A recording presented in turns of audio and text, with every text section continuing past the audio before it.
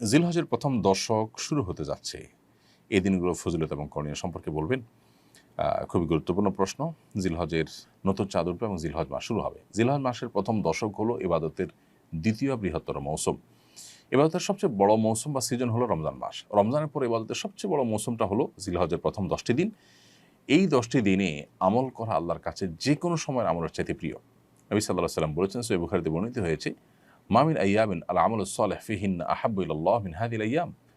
জিলহজের প্রথম দশকে আমল ইবাদত করলে এটা আল্লাহর কাছে যতটা প্রিয় হয়, অন্য কোনো সময় আমল ইবাদত করলে সেটা আল্লাহর কাছে এত প্রিয় হয় না। এজন্য এই দিনগুলোতে বিশেষভাবে আমাদের আমলের প্রতি মনোযোগী দিতে হবে। স্পেশালি জিকির বেশি বেশি করার পরে কোরআন সূরায় তওবাতে আল্লাহ নির্দেশ করেছেন এবং সেই সাথে আইয়ামে তাশরিকের দিনগুলোতে তাকবীরে তাশরিক স্পেশালি বেশি বেশি করে পাঠ করা, আল্লাহু আকবার, আল্লাহু আকবার, লা ইলাহা ইল্লাল্লাহ, আল্লাহু আকবার, আল্লাহু আকবার, লিল হামদ। ৫ ওয়াক্ত নামাজের পরে একবার করে পাঠ করে নারী পুরুষ সবার জন্য কর্তব্য। এটা হলো আইয়ামে তাশরিকে ৯ জিলহজ বাদ ফজর থেকে নিয়ে ১৩ জিলহজ আসর পর্যন্ত। আর এর বাইরে জিলহজের এই ১০ দিন জুড়েই ঘন ঘন বেশি বেশি করে তাকবীরে তাশরিক বেশি বেশি করে পাঠ করা এটা সুন্নাহ। এবং সেই সাথে এই দিনগুলোতে আপনার নফল রোজা রাখা, প্রথম ৯টা দিন নফল রোজা রাখার পরেও আপনার বর্ণিত হয়েছে, গুরুত্ব আরোপ রয়েছে। এবং সবচেয়ে গুরুত্বপূর্ণ আমল হলো কোরবানি করা, হজ করা এই দিনগুলোতে। এই দিনগুলোতে অনেক ধরনের আমলের কথাই কিন্তু আমাদেরকে বলা হয়েছে। বেশিরভাগ মানুষই রমজানের আমলের গুরুত্ব জানলেও জিলহজের প্রথম দশকের আমলের গুরুত্ব জানে না। কোরআনে কারিমে আল্লাহ তাআলা শপথ করেছেন, ওয়াল ফাজরি ওয়া লায়ালিন আশর ওয়াশ শাফা'i ওয়াল ওয়াতর, ফজরের শপথ এবং 10টি রাতের শপথ, জোড়া এবং বিজোড় রাতগুলোর শপথ। এই আয়াতের ব্যাখ্যায় বিশ্ববিখ্যাত তাফসীর কারক ইবনে আব্বাস রাদিয়াল্লাহু তাআলা আনহু বলেছেন, এখানে মূলত জিলহজের প্রথম 10টি রাতের কথা আল্লাহ তাআলা ইঙ্গিত করেছেন, শপথ করেছেন। তার মানে এই 10টি রাতের গুরুত্ব এবং মর্যাদা আল্লাহর কাছে এত বেশি, যেগুলোর নামে আল্লাহ তাআলা শপথ করেছেন। তো সেজন্য সেগুলোর উপর আমাদের বিশেষভাবে দায়িত্বশীল হতে হবে। রাফিদুল ইসলাম মুন্না লিখেছেন, কোরবানির 10 দিন আগে নখ কাটা যাবে কিনা? কোরবানির 10 দিন আগে তো নখ কাটতেই পারবেন। কোরবানির আপনার চাঁদ দেখা যাওয়ার আগে চুল, নখ ইত্যাদি কেটে কোরবানির পর্যন্ত সেটা আর না কেটে থাকা, এটাই হলো নির্দেশ না। অতএব 10 দিন আগে, তার মানে পহেলা জিলহজ শুরু হওয়ার আগে আমরা চুল, নখ ইত্যাদি কেটে শেষ করব, সেটা ঠিক আছে। কোরবানি না করে কোরবানির টাকা গরিবকে দান করার জন্য অনেকে উদ্বুদ্ধ করে। প্রত্যেক ঈদুল আজহার আগে একটা শ্রেণীর মানুষ এ নিয়ে সামাজিক যোগাযোগ মাধ্যমে লেখালেখি শুরু করে। এ ধরনের চিন্তা লালন করা শরীর দৃষ্টিকোণ থেকে কেমন কাজ? কোরবানি না করে কোরবানির টাকা দান করার কথা যারা বলেন, তাদের কাছে আমাদের প্রশ্ন যে তারা যখন হোটেলে বসে অনেক টাকা, রেস্টুরেন্টে বসে অনেক টাকা খরচ করে তারা খাবার গ্রহণ করেন, আড্ডা মারেন, পার্টি করেন, দামি দামি বার্গার খান, অন্যান্য খাবার খান, তারা কি তখন এটা মনে করেন না যে বার্গারের টাকাটা তো আমি অন্য কাজে খরচ করতে পারি, আমি চাইলে তো এই জায়গাটাতে আমি হালকা পাতলা কিছু খেয়েও চলতে পারি, মানে দামি কোনো কিছু খাওয়া তো জরুরি না, এত দামি রেস্টুরেন্টে এসে একটু কম দামি রেস্টুরেন্টে গেলাম আর এই টাকাটা, অতিরিক্ত টাকাটা আমি দান করে দিলাম, এটা তারা করতে পারেন না? দেখুন, এই মানুষগুলো মানবতার ভেকধারী। আমরা বারবার বলে থাকি, মানবতা এবং মানবাধিকার এটা এমন একটা মুখরোচক বিষয় যে এটার আড়ালে পশুত্বকে হার মানানো অমানবিক আচরণও আমাদের চোখে পড়ে না। সেগুলোকে ঢাকবার জন্য মূলত এই সমস্ত মুখরোচক স্লোগানগুলো দিয়ে থাকে এক শ্রেণীর মানুষ, সেটা দেশে, দেশের বাইরে সব জায়গায় আছে। যে ইসলাম আমাদেরকে কোরবানি করতে বলেছে, সেই ইসলাম আমাদেরকে আল্লাহর সন্তুষ্টির জন্য গরিব দুঃখীর মুখে আহার তুলে দেওয়া, সম্পদের জাকাত দেওয়া, রমজানে ফিতরা দেওয়া, খাদ্যদান কর্মসূচিতে অংশগ্রহণ করা, নানাবিধ ভালো কাজ করার জন্য উদ্বুদ্ধ করেছে। অতএব যে কোরবানি করে সে অন্য ভালো কাজও করে, আর যে কোনোটাই আসলে করে না সে কথা বলে বেশিরভাগ ক্ষেত্রেই এবং প্রশ্ন তোলে। দেখুন, কোরবানি এমন একটা ইবাদত যেটা না হলে গরিব ক্ষতিগ্রস্ত হবে। আমরা জানি যে গত কয়েক বছর ধরে আমাদের দেশে কোরবানির হার অনেক বেশি বেড়েছে। 2022 সালে কোরবানি হয়েছে প্রায় 90,000-এর বেশি গরু।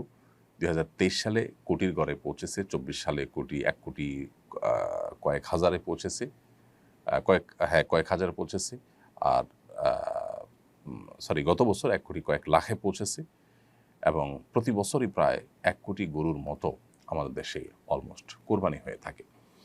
এই যে গরু না, গরু ছাগল মিলিয়ে 1 কোটির মতো কোরবানি হয়ে থাকে। এই যে কোরবানি হয়ে থাকে, ডয়েচে ভেলের রিপোর্ট বলছে যে 1 লক্ষ কোটি টাকার আদান প্রদান এবং লেনদেন হয়ে থাকে কোরবানির এই মৌসুমে, যেটা জাতীয় অর্থনীতির জন্য বিরাট বড় একটা মাইলফলক এবং অনেক বড় একটা অর্জন এবং অ্যাচিভমেন্ট। এবং এর সাথে কৃষকদের গ্রামের গরিব অসহায় মানুষদের, অনেক বিধবাদের স্বার্থ জড়িয়ে আছে। আমরা অন্যান্য বছর দেশের বাহির থেকে, ইন্ডিয়া থেকে গরু আমদানি করে তারপর কোরবানির যে চাহিদা সেটা মেটাতে হতো। আলহামদুলিল্লাহ গত বহু বছর যাবত আমাদের দেশীয় গরু দিয়ে যথেষ্ট হচ্ছে, দেশীয় পশু দিয়ে যথেষ্ট হচ্ছে কোরবানির কাজ করা। ১ লক্ষ পশু মাত্র একদিনে জবে করতে হবে, তার জন্য হাজারো খামারি, কৃষক, চাষি তারা কিন্তু গরু, ছাগল এগুলো লালন পালন করে, বড় করে, এরপরে সেগুলো বিক্রি করে তারা মুনাফা অর্জন করে। অর্থাৎ এই কোরবানিটা অনেক গরিবের স্বার্থকে রক্ষা করে। এরপর আসুন, আমিষের যে প্রয়োজন সেটি অনেক গরিব অসহায় মানুষেরা সারা বছর মেটাতে পারেন না। কোরবানি তাদের আমিষের ঘাটতি পূরণের বা আমিষের প্রয়োজন পূরণের অন্যতম সূত্র বা অন্যতম মাধ্যম।